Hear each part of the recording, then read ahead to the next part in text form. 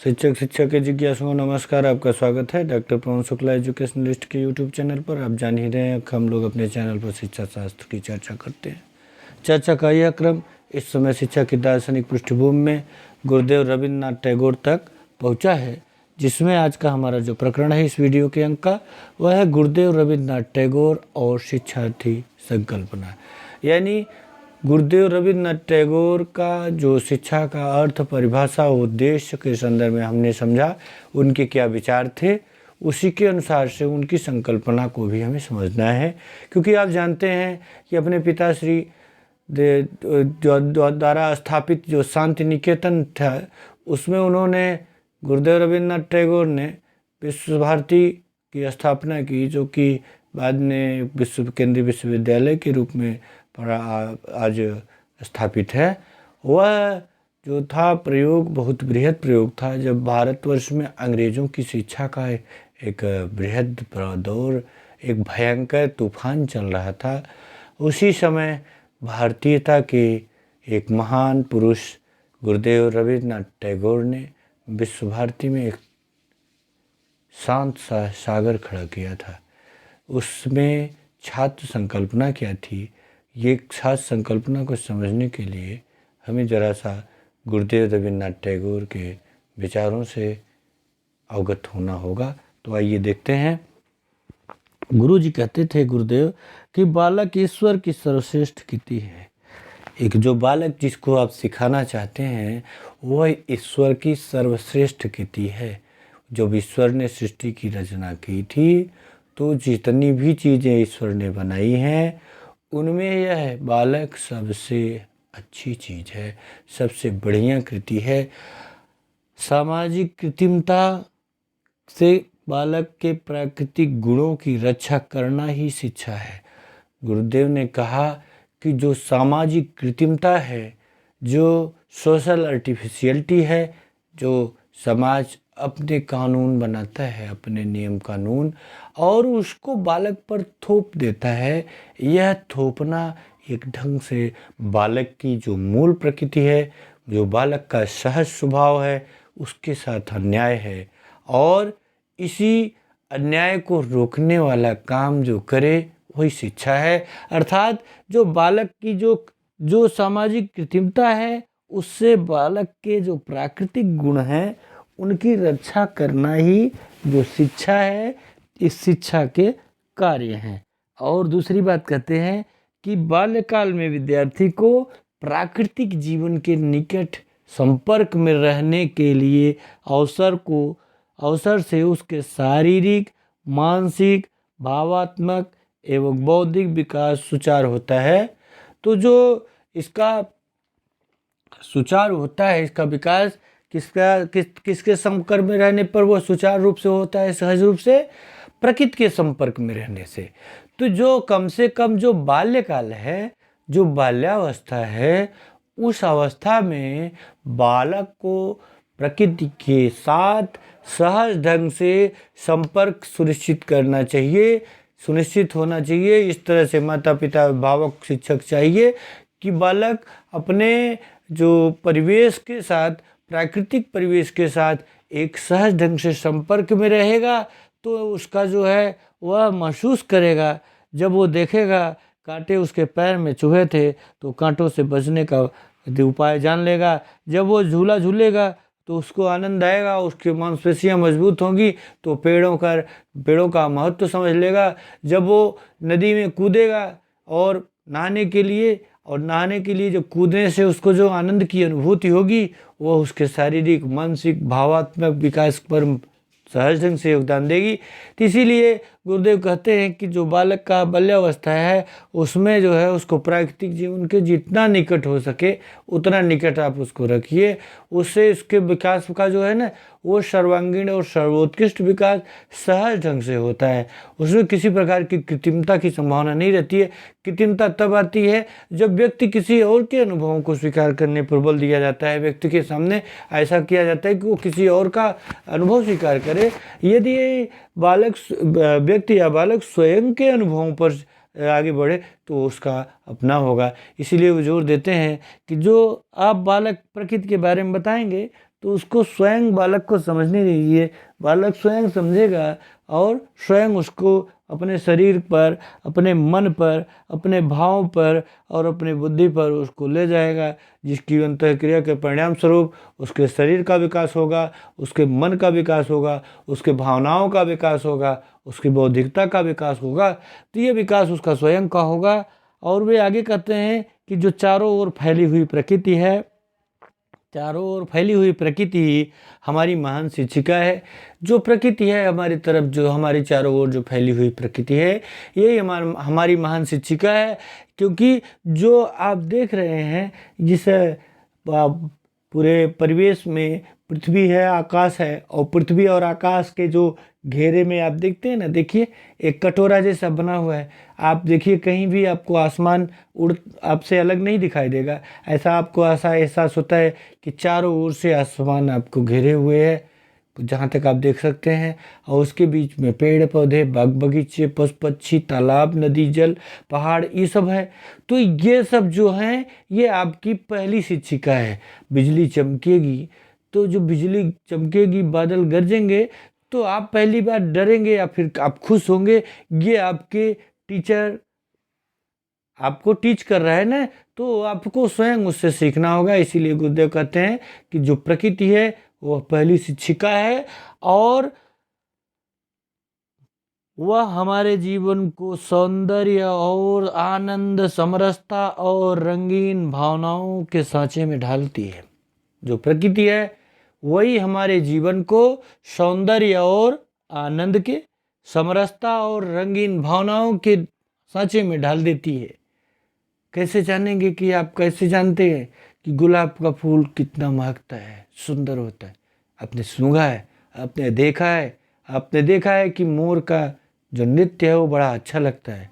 आपने देखा है कि जो बादल सावन के महीने में फुहारें पड़ती हैं, बहुत अच्छी लगती हैं। उसको आप भीगे हैं, उसमें एहसास किए हैं, तो वह सौंदर्य और जो आनंद है, समरसता और जो रंगीन भावनाएं हैं, इसको आप में जो भरने वाला है, जो भरने वाली है, वह है प्रकृति। और इसीलिए गुरुदेव कहते हैं कि प्रकृति जो है आपकी पहली शिक्षिका है। इसके साथ ही हमें अपने अंतरात्मा के प्रति मनन के लिए प्रेरणा देती है। हमें अपने अंतरात्मा के प्रति मनन के लिए प्रेरणा देती है। अंतरात्मा के प्रति मनन के लिए प्रेरणा भी यही प्रकृति देती है कि आप क्यों हैं, कैसे हैं, इसकी भी प्रेरणा देती है। बालक के जो सहज कार्यकलाप हैं, अगली बात कहते हैं गुरुदेव की, जो बालक के सहज कार्यकलाप हैं उसकी स्वतंत्रता और सहज जीवन प्रतीक हैं। और यानी जो रूसो कहते थे कि बालक जो है संसार में जब आता है तो बड़ा एकदम निरपेक्ष होता है, निर्लिप्त होता है और सबसे अच्छा होता है, सबसे बेहतर होता है। वो बात गुरुदेव भी स्वीकार करते हैं और कहते हैं कि जो ये कृत्रिमता है समाज की, यही कृत्रिमता उस बालक का जो मौलिकता है उसका हनन कर देती है, उसका हरण कर लेती है, उसको चुरा लेती है, जिसके कारण बालक अपना बालकत्व छोड़ देता है और वह पूर्ण मनुष्यत्व की ओर नहीं पहुंच पाता है। बीच में ही जैसे पूर्व समाज की पीढ़ियाँ अब तक अटकी हुई, वो भी पूर्ण मनुष्यत्व का केवल सपना देखता रह जाता है। इसीलिए गुरुदेव कहते हैं कि जो बालक की उसका जो क्रियाकलाप है उसकी स्वतंत्रता है, उसके सहज जीवन के प्रतीक हैं। एक कविता के माध्यम से वे कहते हैं, देखिए क्या कहते हैं, एक कविता उन्होंने लिखी है बच्चे के लिए। वे क्या कह रहे हैं कि वे लिखते हैं कि मेरे बालक तुम्हारे आँखों में आंसू हैं। एक बालक है जिसको माँ ने डांटा है और उसकी आंखों में आंसू हैं, वह देख करके गुरुदेव रविन्द्रनाथ टैगोर कविता लिखते हैं कि मेरे बालक तुम्हारी आंखों में आंसू हैं, तुमने अपनी अंगुलियां स्याही में डुबो ली है, तुमने अपनी अंगुलियां स्याही में डुबो ली तथा मुंह पर भी स्याही लगा ली। क्या इसीलिए वे तुम्हें गंदा कहते हैं? क्या इसीलिए वे तुम्हें गंदा कहते हैं? तो धिक्कार है उन्हें, आगे मैं पढ़ के सुना रहा हूँ, धिक्कार है उन्हें, वे उस धिक्कार है उन्हें, वे उस की स्वयं। एक मिनट जाइए, आप देखिए इसमें मतलब कहने का मूल भाव क्या है। इसमें कहने का मूल भाव है कि जो उसकी कविता का भाव है, उसमें कवि क्या कह रहा है कि कवि यही कह रहा है कि देखो बेटा, उसमें आगे भी जो कविता है उसका भाव आप देख लीजिएगा।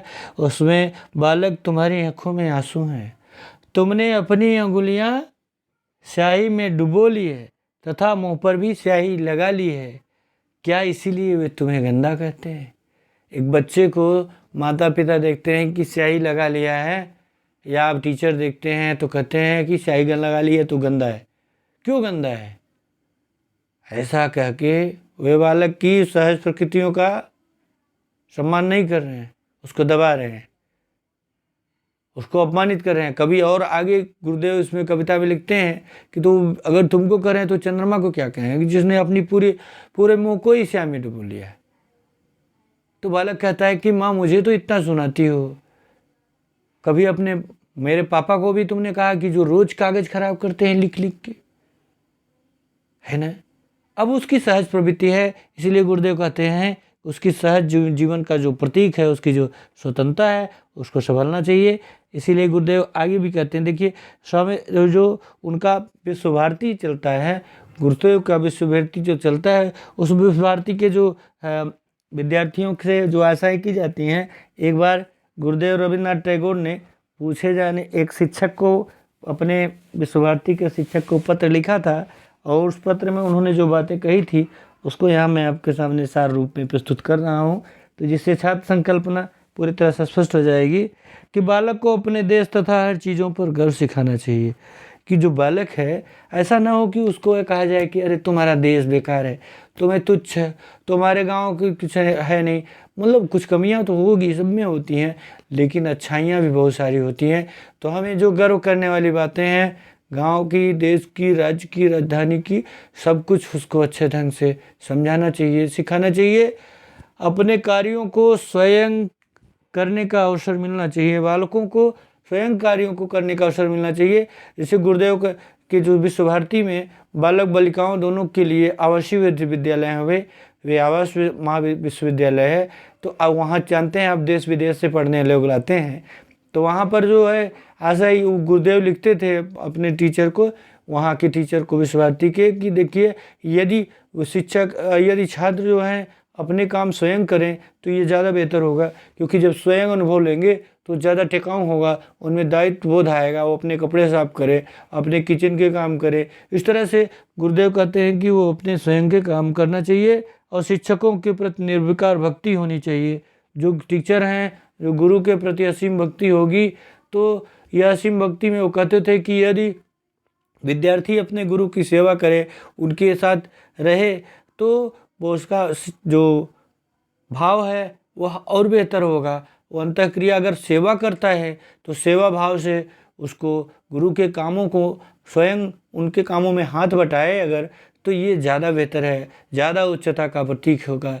इसलिए उस पर भी उन्होंने कहा था कि गुरु के प्रति, शिक्षकों के प्रति निर्विकार भक्ति होनी चाहिए।